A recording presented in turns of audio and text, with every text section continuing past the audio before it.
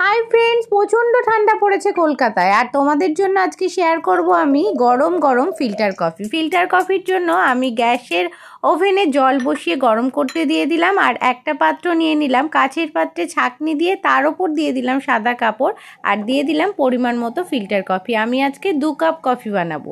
জল আমার ফুটে উঠেছে আর এরপর কফিটা ভালো করে ছেঁকে নেব। ফিল্টার কফি এইভাবে বানালে পরে তলাতে একদমই কফি পড়ে থাকবে না আর খাওয়ার স্বাদও হবে দারুণ। তো কফি আমি ভালো করে ছেঁকে নিচ্ছি আর রেডি হয়ে গেল আমার ফিল্টার কফির জন্য কফি।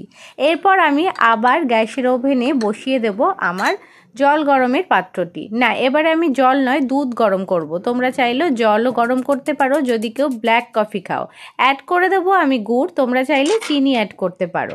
এরপর আমি ভালো করে ফুটিয়ে নেব দুধ আর এর মধ্যে অ্যাড করে দেবো আমার বানিয়ে রাখা ফিল্টার কফির মিশ্রণ। রেডি হয়ে গেল গরম গরম শীতের দিনে কফি।